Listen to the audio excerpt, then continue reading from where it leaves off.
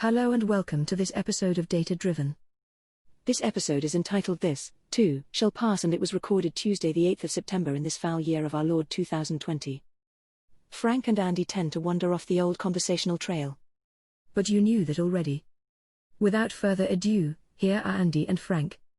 Hello, LinkedIn, YouTube, Twitch, Periscope, and somewhere else. I forgot where we were streaming. Such is the power of the modern internet. Thanks for joining me live. And no, your eyes do not deceive you. I actually am streaming twice today on this Tuesday.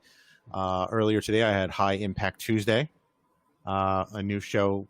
It's not really a show. I'm not going to make it a podcast. It's just a kind of a, how would you describe it, Andy? You know, those short form data points that you came up with early on in Data Driven, those were wildly popular, still are very popular. I don't know what an update point, I don't know what to call it. It's a great idea, I can tell you that.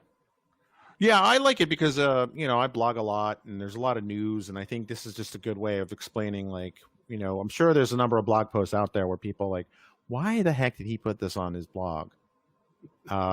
Not all, but every once in a while, Sure. like the one today about the artificial chlorophyll. Yeah. Why would he put that? So I kind of, talk about that. And I'm trying to develop the idea. Maybe it'll be a podcast show. For now, it's just going to be a LinkedIn Live or live streaming thing. Where I don't know where I was going with that. I'm sorry. My Well, I'll tell you, this is where I thought you were going, and I love the way you're doing this. You're repurposing content. So yes. Some people are more visual reader type people. They're going to glom right onto the stuff you post. But what you did today was you actually reused and repurposed that written content into verbal, and that's perfect for people who are the opposite. They need to hear it. Absolutely. I think I've been more aware of how different learning styles are. I've always thought about them, but particularly with the kids going back to school virtually, I think it's a little bit more real now. Well, talk about repurposing. I mean, you've got that in concert with all of your studying and your bajillion certifications. A lot of the later ones have been AI, machine learning. Right. So it fits, Frank. Yeah. No, I think it's great. And it's a nice kind of review because sometimes it's very easy to get lost in the feed and I've been working on posting a lot more, and I think I'm doing a pretty good job of that, but sometimes it's important to kind of stop and say, okay, this is why I posted this. You should check that out. Right. And I like to do the thing where there's this will have an impact on you right away. This will have an impact in the future, or this is going to be like a medium term type thing. Yep. So we're all about impact here at Data Driven, whether it's Impact Quantum, High Impact Tuesdays. Absolutely. But yeah, so speaking of impact, you, sir, have had positive impact on people's lives, haven't you? Hey, Frank, it's a huge honor. Back at the end of March, we were just beginning to lock down. We were going to check again. And at the end of March, they actually did. In the middle of March, they said we're going to lock down. We'll look again at the end. And I put a thing out on my blog, and I said, hey, if you've lost your job due to the pandemic, because it was just starting back then, if you remember, people were losing their jobs. I said, if you lost your job, I've got this training that I sell. I'd be happy to give you training if you're interested in doing it. Just fill out this form. And what you have up there on the screen is andyleonard.blog/lost_job. If you go there, even now, and I said I'd do it until the pandemic was over, until it's stopped, so people stop losing their job because of it. And I'm delivering training. I started today. It goes through next Thursday, every weekday from now till a week from Thursday. Nice. And I charge for these. I'm not cheap, and I think it's good training. I'm biased, but I'll let people come in for free, fill out the form. Drop me an email. The form actually sends me the email. I'll email you back with more instructions. And there are actually 2/3 of my students today in this first day of this training from 0 to SSIS. 2/3 were students that were attending for free because they lost their jobs. Wow. And you got a feedback from somebody Yeah, one of my former students over the summer, like I said, started this back in March, and I'm not sure when it came in. I anonymized it, but that's a screenshot of the email, anonymized. And that man, I came back from lunch and popped open the email, and there it was. And I just can't tell you. I almost cried, Frank. I That's mean, cool, man. That's it's cool. just so. The guy wrote and said, "I got a job thanks to your help," and I That's was just cool. like, awesome. I mean, it's tough when you lose a job. I mean, it's one of those high stressful things, you know. Yeah, we've And both been there, Frank. we've We've both both been, been. yeah, Yeah. that's true. Actually, it was 4 years ago this week or next week. I got riffed from Microsoft. Gosh. It's crazy, you know. And that was it's not a bajillion, although thank you. That was 66 certifications ago. Ah. 67 and 68 are in the queue. So And what you did was and we use this word a lot, and it can have negative connotations. We're not meaning anything negative by it, but you weaponized your job loss, right, and you turned it into motivation. right. And I used this example before, the Dune series by Frank Herbert. It's a great series, and one of the tenets of this is they're looking for this special person who's going to come out of this, and it's a male that has to transmute this poison to keep it from killing them. And no male has been able to do it before. It's only been females, and one male does transmute the poison, and that's another way I think of saying what we mean by weaponize. We're taking the junk in, Right. and out of it we are using it for motivation for very positive stuff. Right. And you know, Well, I it's believe, yes, Mark. it was Moadib. Yes, That's what I thought. yeah. I don't know enough. I only know a little bit about Dune. Like my favorite. I know there's another Dune movie coming out, but I did like the sci-fi interpretation. The Sci-Fi Channel interpretation was actually pretty good. I didn't watch that, so I'll say I haven't watched it yet. It's not that Okay. I didn't. Yeah, you liked it. That's good. Yeah, the movie. We have some comments. Hey, Mark. I know Mark. Mark was actually. I was on a call, and he was saying that he has some thoughts about quantum computing and quantum physics. So then we'd definitely love to have him on the show. Yes, I was waiting for that. You invited him, right? I did invite him. I think I should probably follow up with another message, but yes, Yeah, come on, Mark. because we were quickly approaching the outer limits of what my understanding is of some of the quantum physics aspects of this, and it's definitely it's definitely we're coming towards the end of that. But we do have some folks. We are lining up with some interesting potential guests. Some interesting organizations have been like, "Hey, a podcast about quantum computing. That would be interesting. We'd love to talk about that." So, Yeah, you know, let's have Mark on. You know qubits, do you? yeah, Awesome. he knows qubits. Awesome. Yeah, it's actually very exciting. There's one of the courses I took, and now you're done. That's now funny. he's done. Yes, Now that's he's fine. done. But you know what, Mark? You're still ahead of 80% of the population because you know qubits. Maybe even 90%. I don't know. Have to. 99% of all statistics are made up, right? There we go. Frank, you were mentioning some courses that you've taken, certifications. I want to throw out here a kudos to Microsoft. They have also engaged in this idea of helping train people. I think their focus is not so much pandemic, although it probably was maybe moved up. Maybe that moved up their timeline, but they are offering training for a people. lot of this stuff here is on Microsoft Learn. Yep. And it's free. Ignore the special super secret version I get because I'm work for Microsoft. But it's learn.microsoft.com. And it has a whole bunch of stuff. So it's not just doesn't have to be just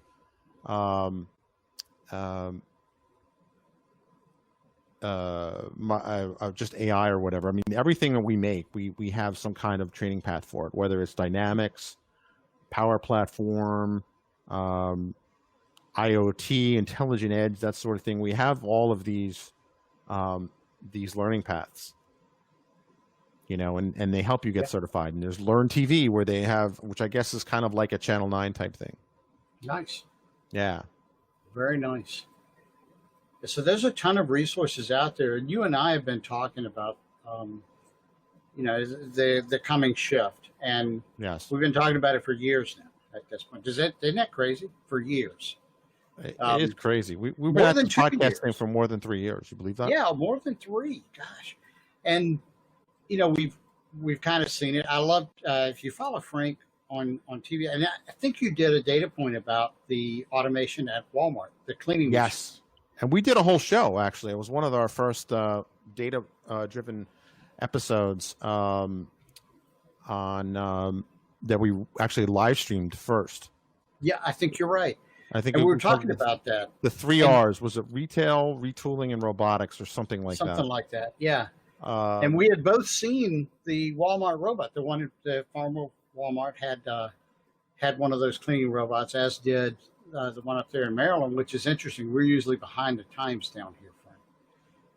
You mean Farmville is rural? It is a bit, yes. I was surprised. So I wasn't surprised to see the cleaning robot, but I was surprised that it wasn't pulled by a horse. Bad joke. No, we're actually it wasn't a cleaning robot. I actually looked it up, and it's, no way.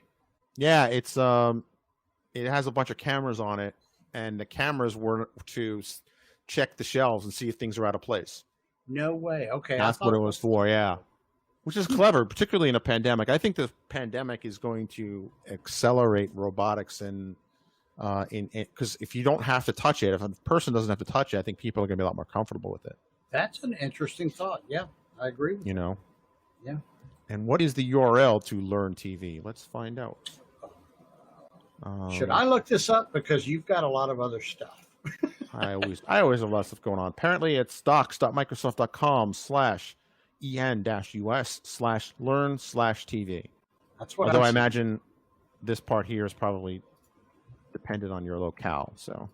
Yeah, I'm seeing the same screenshot. I didn't want you to reveal anything since you're inside the mothership. Right. No, I was like, oh, let's move past that real quick. You did well. But that actually it's a cool thing that Bing will do. So if you search something on Bing, it'll actually provide, because I'm logged in as me, it'll provide like kind of internal search results too. Very cool. Yeah. But cool, man. Good on you, man. I mean, you're making a real impact on people's lives. Should I accept a cookie from you, by the way? Sure. Should I trust you? Are you going to track everything I buy on Amazon or whatever? Those kinds of cookies. Oh, yes, absolutely. I'm taking you to the cleaners, Frank. I've got all of your data. All of your data belong to me. Just saying. No, I don't. You have to do that these days. Does yours have one? One of those cookie things? Frank's afraid to answer because some people may be watching in the European Union and don't. Okay, forget I said that. I'm rewinding. You don't. Right. This is the perils of live streaming.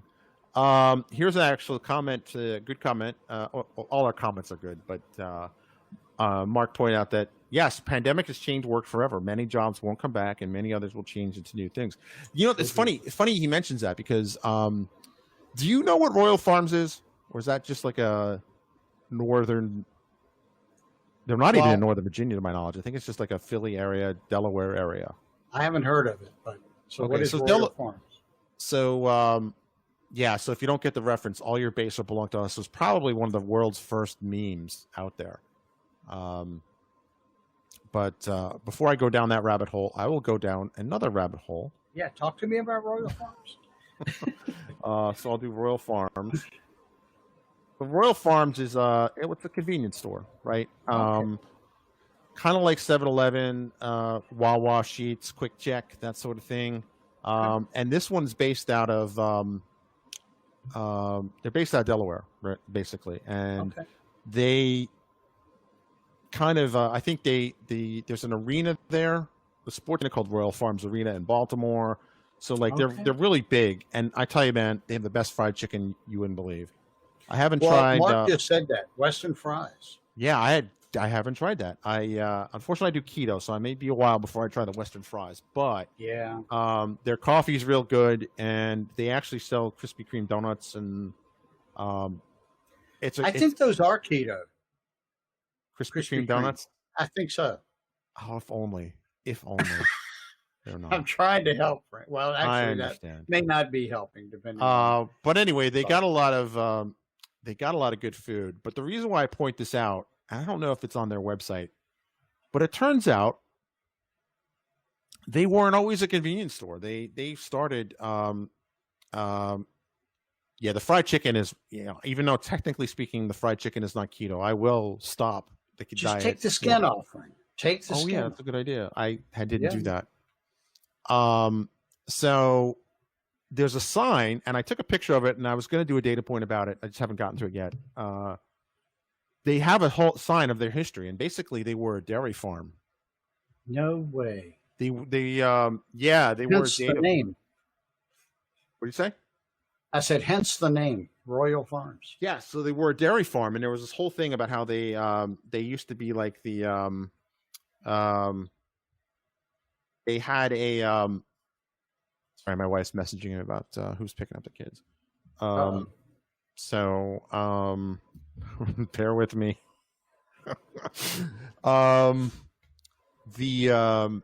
They had a whole thing about how they used to be the milkman, right? The milkman, right? That would come and deliver the milk. Yeah. And then there was I really like the verbiage of it, of how they said they changed their business to adapt with the times, something like that. Because again, if you remember, one of the first data points we did was called something that is afoot at the Circle K. Right. And Circle K, there's Circle K in Maryland, near where I live, and I thought it was funny because we talk about how data is the new oil. Right. We talk about that a lot, but what people I don't think realize is that if you go back 100 years, the concept of a convenience store attached to a gas station probably doesn't resonate. Crazy talk. Yeah. Crazy talk. So, I mean, it's just a new business model. And I think that dovetails nicely into what Mark said, is that this is going to, combined with digital transformation and the pandemic, I think we're going to see the creation of new business models. I mean, certainly virtual summits, the training work you're doing, the world will get back to something that looks like normal, but it'll never be the same again. And yes, that was the reference. Bill and Ted's There's Something Afoot at the Circle K. It's us. So Mark said he was born and raised in Baltimore, so I guess he knows all the good. I'll have some questions for him about some food stuff. Is that actually pronounced Baltimore? Because a few people I've met from there tell me they're from Balmer. Balmer, yeah, like Steve Ballmer. Well, yeah. I don't know. Yeah. Yes, it's called that. They call everyone Hun. They like end the sentence with Hun, which is I think it's endearing. I think it's endearing. It is, but not a it's kind of like when I say "use guys." Yes. And I say y'all. And you say y'all. Yes. Yes. But here's a good example that he pointed out here. Right, wineries are shipping wine to buyers around the country. I mean, you can't go to do the wine tasting things and stuff like that. So it's an interesting. I mean, you're right, and it's the clever wineries that are going to go through this. And if you look, there's a commercial. I think it was, I forget who it was for, but they showed like all the brands that came about during the Great Depression. Harley Davidson, like a handful of other brands kind of were created, and I think this has the opportunity to really boost innovation. In that kind of creativity. And you're seeing that with wineries or, who knows what's going to come out of this. And we've talked about kind of expanding the work you've done with your free stuff and the Lemons to Learning Summit. Yes. Which, trust me, we have not forgotten. We've gotten emails from folks that want to help. We appreciate that. It's just craziness on your end, craziness on my end. We definitely will have it. We still have access to the software to do the virtual summits and stuff like that. It's just been kind of preoccupied with other stuff, unfortunately. I hate saying that because that sounds like an excuse. I'll say it, and I know from my part I have been, and it is an excuse, but it's a kind of good excuse. Yes. So just leave it at that. So I don't know where we're going with this. I don't know either, but I love the all of the opportunities for people to learn. Absolutely.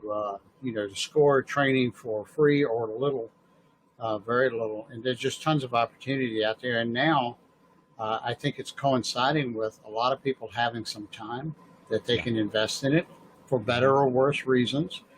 But this will end. One of my favorite news anchors likes to say at the end of his show, "We are one day closer to all of this ending."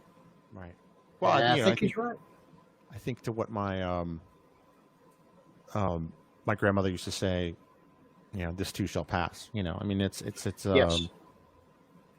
I mean, there's been plagues and stuff throughout human history, and in the cosmic scheme of things, there's a lot of debate of what the actual fatality rate of COVID is. Let's not dive into the debate, but it's somewhere between 1% and 3%. I think we can all agree on that. Right. Or less than 1%, right? So somewhere 3% or under. The bubonic plague took out 30%. Yeah. Ebola has a 75 to 80% mortality rate. Yeah. As bad as COVID is, it could be much worse. Yeah. And maybe this is a wake-up call to realize, like, hey, maybe we should rethink, worldwide travel, or maybe amp up our abilities to screen for these things, or I don't know. Like, it's just as bad as this is, this could be much, much worse. Right. I used to do talks. I used to do talks encouraging high school kids to STEM and stuff like that. And I'd say to them, like the bubonic plague or the black plague, whatever it was called in the 1300s,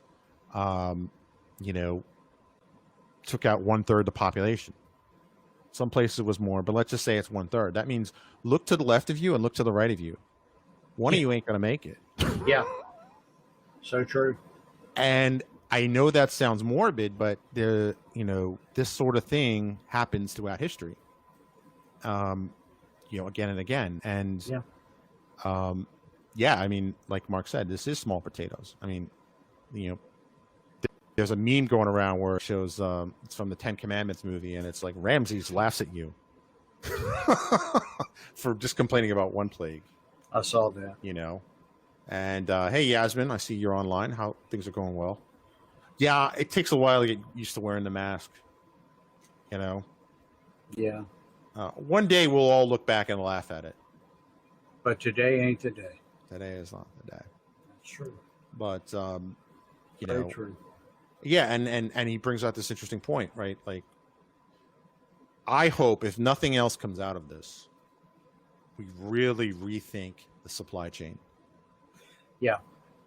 I hope if nothing else comes out of this, we really rethink the supply chain, because it's not anti-fragile. Very true. And it was just, craziness. I mean, it's optimized for cost and efficiency, not resilience. That's ultimately, I think, what we've learned. And it turns out that we need that resilience is important. Well, resilience, the lack of resilience leads to toilet paper shortages and hand sanitizer shortages and stuff like that. Stuff we're not really used to in at least a generation. Yeah. We've been very lucky, in terms of that. I hope so too. I hope this will be a blip in the radar. There's actually a really good YouTube channel. It's Dr. Campbell.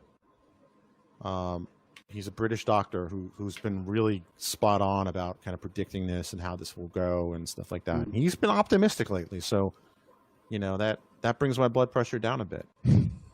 That's a good call. Definitely, there are some things that are happening that are historic, and that the you're thinking about supply chain, and Right. especially in optimizing for time, and hopefully I believe, and I'm going to believe this until I'm proven wrong, that time and efficacy both Yes.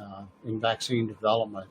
I've never heard of what's going on in the U.S. and I know it's going on around the world as well. Other countries' companies are jumping on vaccine creation, and not just that, Frank, but once they see um, positive results in other testing, as they move into human trials, they are manufacturing hundreds of thousands, if not millions, of doses just in case it works. Right. And that's the part that's mind-boggling to me, and I think it's a great response. No, I totally agree. Um, it's an interesting situation, and part of it is what's fascinating is the way this vaccine's being made is it's using basically RNA only to create the vaccine. And that's never really been tested at scale, although I suppose it is now or will be soon. So I don't know. I mean, it's very easy to turn on the news and despair. And I think what we're saying is it's like, I mean, here's a good example. The Black Plague killed 1/3 of the population, but that left land to take over and become the first middle class. And what's also interesting too is that there's, I think it's Curiosity Stream or something. There's a thing about like Black Plague, and it basically ended serfdom. Yes, at least in Western Europe, because there was not enough labor to go around, so labor had a chance to kind of have a say. And they can say, like if you were a serf, you couldn't leave. You couldn't leave the whatever lord's land you were on. Yeah. But what happened is there was mass migration to the cities, to elsewhere, because what was the lord going to do? Like the landlord, it was did not have the capacity to do anything about it, and it really, that changed society, and I think to a certain extent this will too, although probably maybe not as much, because it's the death rate thankfully is much lower. Yeah, I think obviously things like business, real estate, especially in New York and San Francisco and places like that, which frankly was due for some sort of correction anyway. This greatly accelerated that. Absolutely. The gig economy, I think, was poised to cross the chasm already, right. And and you and I have both worked remotely for years right. and years. So the fact that I think CIOs, CTOs were forced to confront the technology that's been around for at least 15 years. I say that because I've been working remotely for 15 years. When I was 15 years ago, when I was living in Richmond, the building we were in would frequently have power issues. Not frequently, but there was like a month where we would lose power or internet, right? So what I would do is I just go to the Panera across the street. Right. I called it AWS, my alternate work site. Now AWS means something completely different. There you go. But when the power did go back on, people would be pinging me like, "Where are you?" I'm in my alternate work site. Well, where's that? Panera across the road. Right. I kept billing. Yeah, that's basically what I said. It's like one project manager gave me grief for leaving the building, and I'm like, I'm still billing. I don't know about you. Fair enough. That's the storied Panera where we organized Richmond Code Camp, the first one. I remember that. Yep. And I believe we also restarted the SQL Server users group in Richmond. It is a storied Panera, almost as storied as the Dunkin' Donuts in Gaithersburg. Almost.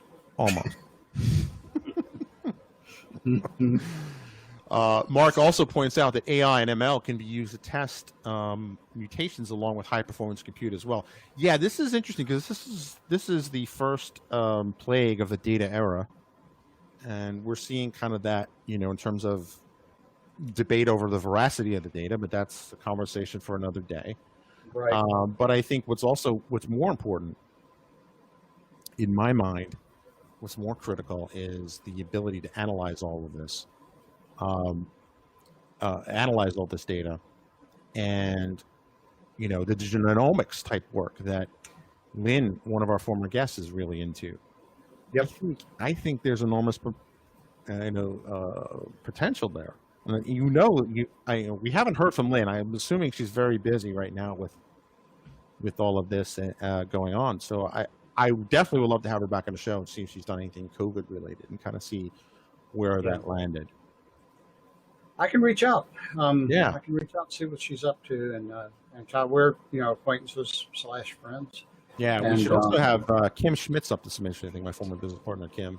Cool. Okay. She's having an interesting update soon. And so Mark asks, where do I get into Code Camp? Well, This one time at Code Camp. No, there's actually going to be a Code Camp in Philadelphia, November 20th. It's virtual, so don't worry. Mm-hmm. They are going to come up with a call for speakers. I was honored that somebody emailed me out of the blue and said, hey, would you be willing to speak? And I'm like, yeah, absolutely. Wow. So I Good was like, job, whoa, Frank. cool. People know about me and they actually want me to speak there. That's cool. You are the Frank Lavinia. You are the Andy Leonard.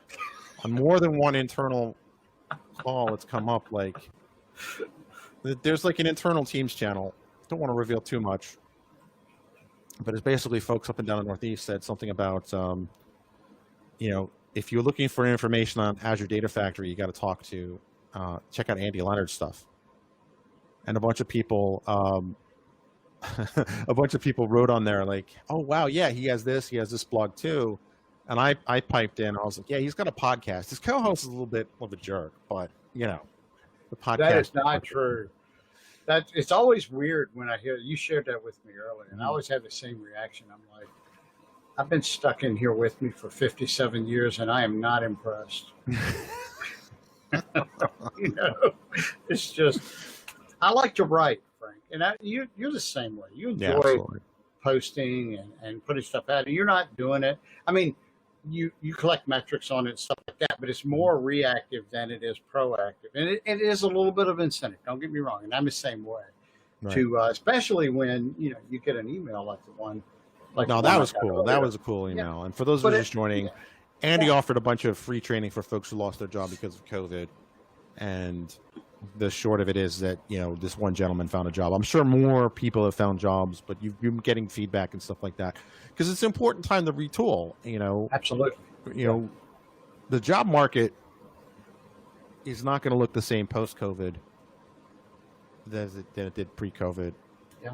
And I think folks really have an opportunity to kind of retool. Don't just sit around and watch Netflix or binge watch the new season of The Boys, which is excellent, by the way. I haven't seen it yet. It's good. They just released 3 episodes, but each one of them. Really? Are they trickling them out now? Yeah, every Friday, which I kind of hate. All right, I'm going to wait and then go watch them all at once. That's what I wish I did, but anyway. But Frank, I would say be like Frank. Frank talked about, after a little bit later in the show, if you're just joining, Frank talked about his riff from Microsoft almost 4 years ago. Yep. And what Frank's done since then. How many certifications have you gotten since then, Frank? 66, with 67 and 68 in the pipe. Come on, man. I mean, that's Thank applause you. right there, Frank. Thank you. That's awesome. You did it. You did it right, and you're right. Well, yes, watch some TV because there's some cool shows out there and stuff you may enjoy.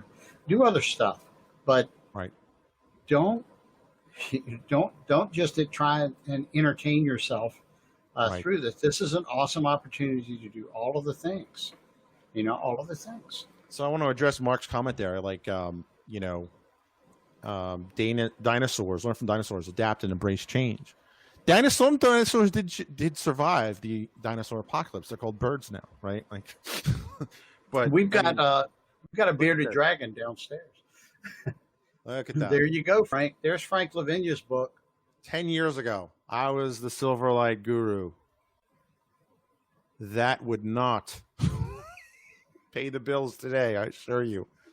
So Well, yeah, I mean, stuff comes and goes, right? What? You know this. You know stuff comes and goes. But here's the key out of that. Yes, you wrote about a technology, but there's a lot in that book that's more about architecture in general. Right. And absolutely. a lot of that, almost all of that, still applies in 2020. Right. I mean, like, I don't regret writing that book because, one, I'm not now a published author. I don't have as many books to my credit as you, not yet, but but still, like, it's something I always wanted to do. It was on my bucket list, become a published author. I did it. Sure. And, I kind of laugh now that it was about Silverlight, but you know what? I mean, you don't write a technology book for lasting improvement. There's probably only two, maybe three computer science books or technology books that actually do have a long shelf life. I'm thinking the Gang of Four book, and the I'm gonna butcher his last name, but it was the book about C and C++. Yep. Bjorn. I'm looking around. I've got a few of them here. Here's Startup. Sounds like Startup, but it's not. Here's an old one, but oldie but a goodie. Oh yeah, that is a good one. Code Complete. Yeah, Code Complete. I'll put the. I had that keyboard too. Do you? Yeah. But no, I mean, it's true. And I get in trouble sometimes because they want me to speak and encourage kids to get into STEM, and I'm like, STEM is a great field. Like it's a good thing. Yeah. But don't get into technology if you don't like learning, because if you hate learning, because this changes all the time. Mm-hmm. And I went from writing about Silverlight to Windows Phone to Windows 8 apps, and I don't touch client-side code anymore. Yeah, that's somewhat of an intentional decision. No way. But that's a story for another day. Now you do data. Now I do data and AI, and part of that is that math is math, and it doesn't matter whose data center you're running on or what platform you're running on. Logistic regression is logistic regression, whether it's in scikit-learn, Python, not Python, PySpark, not PySpark. You get the idea. I do. I know what you're talking about. Cool. So Mark is a doctor of engineering, and he has a scholarly paper published. Nice. I see that. I'm following the link, and then the link from that to. Nice. We definitely have to have you on the show, sir. Maybe both shows. Maybe for Data Driven and Impact Quantum. Yeah. But ML too. Cool. That's awesome. But we forget what I was going to say. I'm sorry. Okay. It's been a long day. It has been a long day. I've been delivering that training all day, which is exhausting for me. I leave it all on the feed. Yeah. I mean, honestly, I think we both like helping people, and I think that's what led us to podcasts, what led us to blog, and all these things. Starting user groups, starting user groups, camps. Yep. It's not just the free pizza, which you can't even get that anymore anyway. True. So, but I think it's a good opportunity to retool. If you need help, ping either Andy or I. We're not that hard to find online. I spend most of my time on LinkedIn these days, not so much Twitter, not so much Facebook. Yeah, same here. But it was actually interesting is I didn't realize how data-driven we were until there were a lot of things that went into the creation of the second podcast. One of which was, if you go to franksworld.com, there's a chat bot there, and it asks you like, hey, any topic in particular you want to know more about. A lot of people would hit my blog and ask about quantum computing, which I thought was interesting. And that kind of, in my head anyway, made sense. I had a gut feeling, but the data kind of bore it out too. Yeah. So. And you only had a few posts up about it, relatively speaking. Yeah, I mean, I post 100 plus per month, but yeah, so less than 2 or 3%. Less than 2 or 3% were quantum computing, but yeah, so and I actually did another live stream where I kind of explain how I do so many blog posts per month. I've automated a lot of it. Mm-hmm. This here will be chopped up. If you think it's worthy to be as a podcast episode. Already. Yeah, you're nodding yes. So okay, cool. Yeah, I guess you can't see that on the podcast, but this will be chopped up and like kind of automated. Not chopped up. That sounds like a chop shop. But we're not a chop shop. No. We're just repurposing because we have finite time. Yep. So the question is, sorry, go ahead, Andy. No, that's it. I was just saying, yep.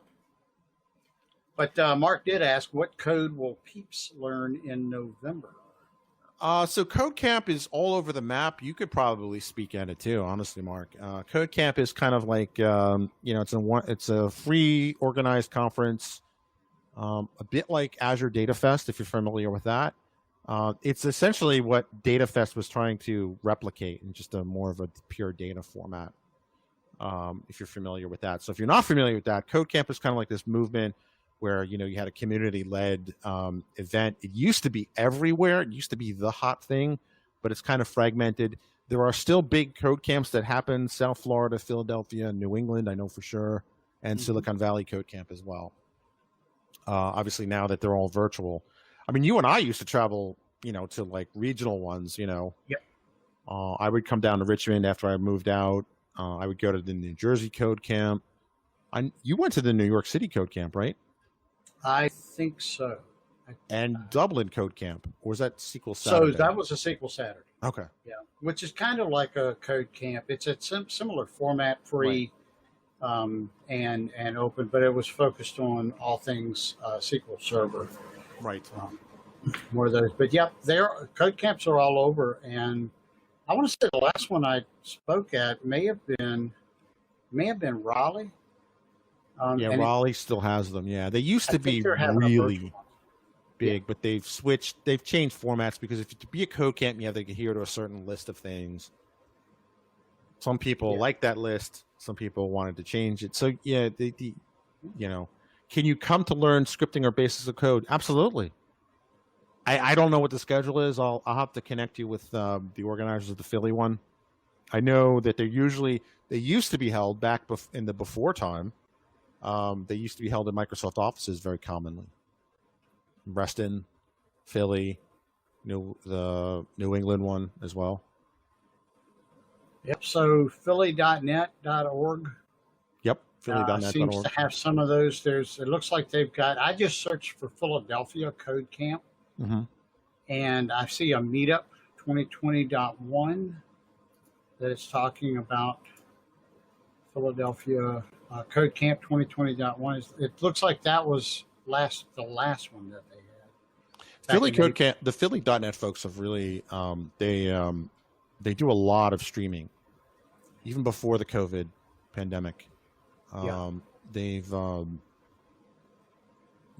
They were very much ahead of that, so they've transitioned well.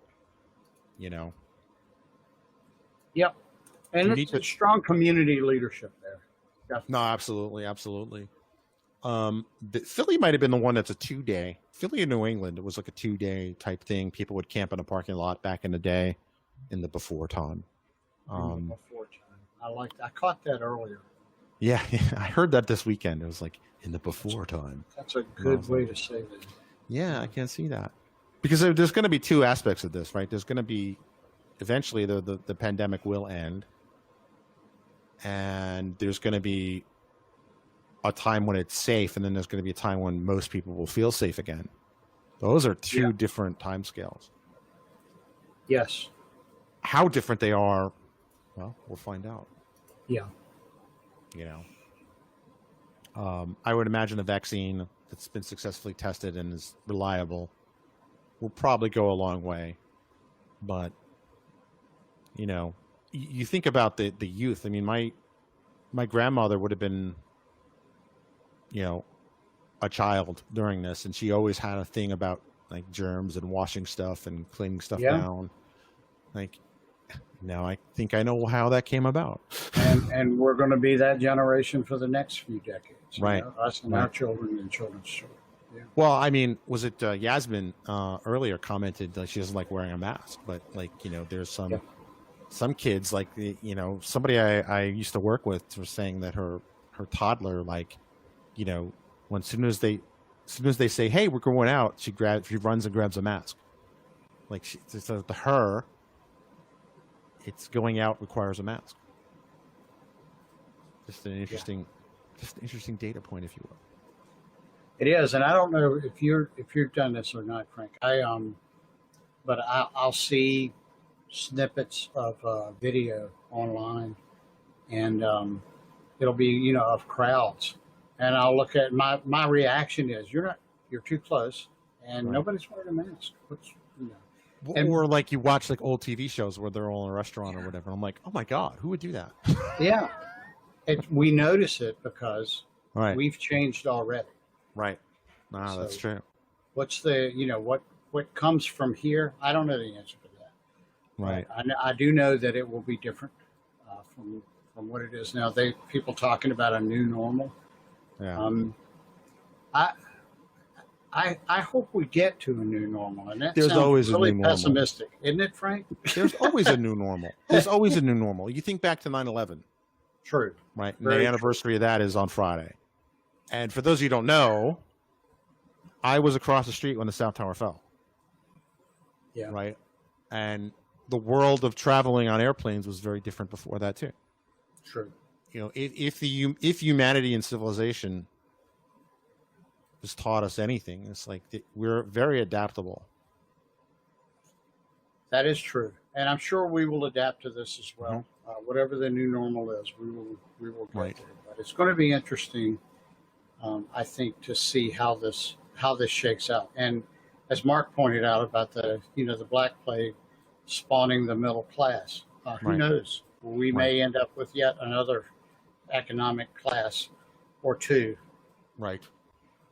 Well, we As a can certainly result. use more than the two we kind of are headed towards. But Goodness, Mark, he says he was in the Pentagon when the plane hit. My gosh. wow, I can't imagine what either of you went through. wow. You, Well, Mark, it's a- or Frank. It's a good thing you made it out. That's all I gotta say. Yeah. That's a good thing I was late for work. Frank has an amazing story. Is it still up, Frank? It is Frank's World? franksworld.com/WTC. There's a But lot of before you- photos. I'm sorry, what? It's a lot of photos and a good narrative. Yeah, Frank's good an excellent narrative. writer, by the way. Thank you. That was part of my healing, was writing about it and kind of all the stuff. But the design of it is very 2001, 2002-ish. And every time I want to update it, the content is just like, nah, it's okay. Frank, I think it's part of the story now, the way Right. that you recorded that, and the fact that it is from that era Right. in the web. I wouldn't change it. Yeah. Most of the HTML on that was Photoshop generated, because Photoshop used to have a thing. If you point it to a directory of images, Yeah. it would build out a photo album like that for you. No way. I didn't know Way. that. So, yeah, I don't even know if Photoshop still has that feature, because they probably prefer to do something else. But anyway, so a lot of the HTML in there, if you look at it, it's like, do people look at the view source anymore like they used to? I don't think they do. I don't think so. I do, because I'm trying to find something. Yeah, same here. Or I'm trying to build a screen scraper, to scrape data. But Frank, 20 plus years ago, I'd say between 25 and 20 years ago, I actually taught a lot of churches and organizations how to use HTML, oh, cool. and how to build. It was very basic, static pages, and my tool of choice was Notepad. It was the best development tool until Dreamweaver 1.2 came out. I still In my said, even opinion. if you did use any of the other tools, and I pointed out some of the other tools that were out there, some I won't mention now because they weren't as good, but whatever. They don't exist anymore either. Like Some of them don't, yeah. Front Page, Hot Metal, Hot Front Dog. Page was the one I was thinking of. But Yeah. Front Page would, if you could not figure out how to generate what you wanted, what I would tell them was just go view the source, Right. copy that, paste it into Notepad, and then make it, if you understand how it's structured, how it works. Right. No, absolutely. Notepad will work all the time, every time. You may not be able to figure it out. No, absolutely. Yeah, so actually that actually inspires me. So one of the things I want to do. So do you know what next month is? You said 20, 25 years? No. Frank's World launched 25 years ago next month. In October, right? Yep. Wow, Frank. So what I was thinking of doing, because part of the reason why we launched the second show now, because we've been talking about doing a second show for a better part of a year. Yeah. was I found out with my current podcasting hosting provider. That's a lot of words to string together. But the people who serve out our podcast, they let us have an unlimited number of shows. So what some folks do is they'll do like a limited run series. So what I want to do is I want to do a limited run series of the history of Frank's World. Because it's 25 years. Frank, yes. All right, cool, man. The Frank's World movie. The Frank's World movie. So yeah, 25 years ago. Yeah. I remember it was a different era on the web. It was crazy different. It was crazy different. And I think the earliest ones, if you go to the Wayback Machine, which is an archive of websites, the earliest recording of it is 96 or 97. Okay. Because I didn't have my own domain name, strictly speaking, until 1996. Because it was like $200-300 then. It was ridiculously expensive. Yeah. For this newfangled thing called the web. But I mean, through that time, like, I worked at barnesandnoble.com in the early days, and Lord, do I have some good stories about that. Speaking of that, for our other show, we are Audible sponsors, yes. Data Driven. And you and you finished this because you listen to like 20 audiobooks a day. That's not true, but Frank does listen to a lot of audiobooks. And I think you listen to them faster and way more than I do because I can't keep up. But there's one about the Everything Store, the story of Amazon. And you're not mentioned in there by name, but you were in the thick of that because you were Barnes & Noble's first webmaster. Yeah. Yep. Frank was the man. And he was competing against Jeff Bezos. No lie. Frank was head with Jeff Bezos. And now I am again. It's kind of funny how full circle things have gone.